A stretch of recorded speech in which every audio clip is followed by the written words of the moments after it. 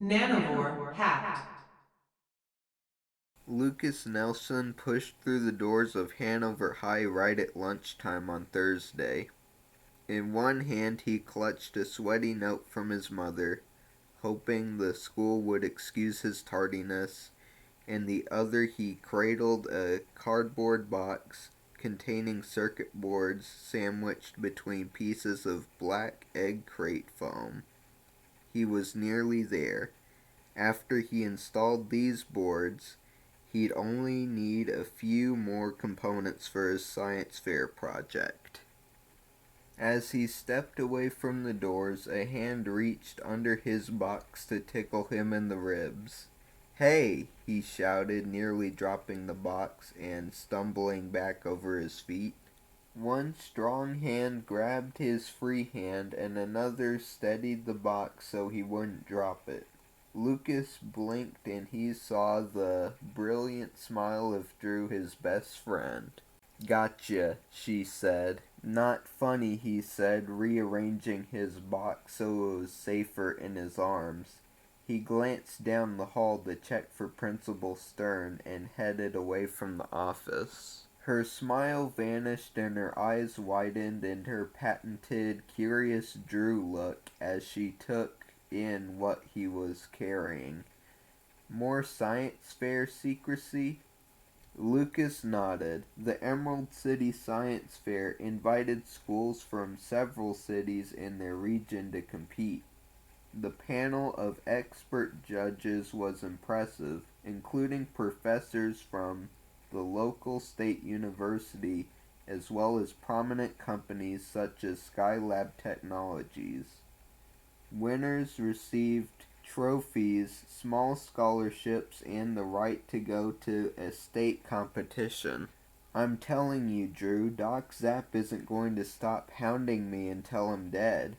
Last night I was up tearing apart half of the devices in my house to get the components for these boards. If I win, hopefully my mom won't kill me when she finds out what I did to her cell phone. I was hoping to get here before lunch, but it looks like we're halfway through." Drew pulled her backpack around and pushed aside the black nanoscope to open a zippered pocket. She pulled out a thin, flat bar and handed it to Lucas. "Here, this should help." He grimaced and tried to pass it off as a smile when he accepted it. Drew played soccer and volleyball and ran track, so she always had some sort of flat, dense, tasteless protein delivery bar. Lucas realized he didn't have an argument against eating it, and he was hungry. He tore off the silver wrapper and took a bite of the chunky, vaguely vanilla food product. "Thanks." "Did I miss anything good today?" he asked through a mouthful of dense goo. She shrugged. "Same old, the snake pit is offering to take on all challengers at lunch, of course. Bulk damage looks like he'll put you through a wall if you dare to even consider beating him." Lucas, Drew, and their friends who knew the truth about Nanovor called themselves the Lab Rats. Their chief rivals, the Snake Pit, also knew the truth, made up of upperclassmen bullies, including Sam, Bulk Damage, Bramage. The Snake Pit had claimed the Nanovor competition as their own and made themselves the team to beat. The group was led by the scheming Ben Arneson, shrewd wide receiver for the Hanover High football team, and included pudgy Jacob Edison, the school's former alpha geek until Lucas arrived last fall. Lucas swallowed his mouthful slowly. The protein bar was not the only thing that was difficult to ingest. The Snake Pit had their own nanoscopes, secret technology perfected by Mr. Sapphire, the science teacher, or as he was called by the lab rats, Doc Zapp. that they had stolen from Lucas.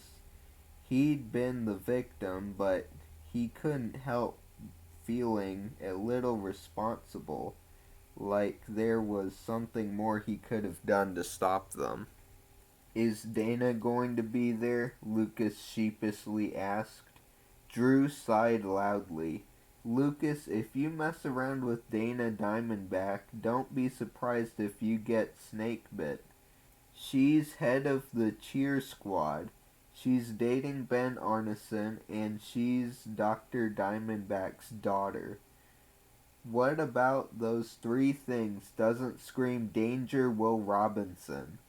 She waved her arms around robot style till Lucas laughed. He shook his head. Look, she's always nice to me, and I think people underestimate her. She's pretty smart. Drew put her hands on her trim hips.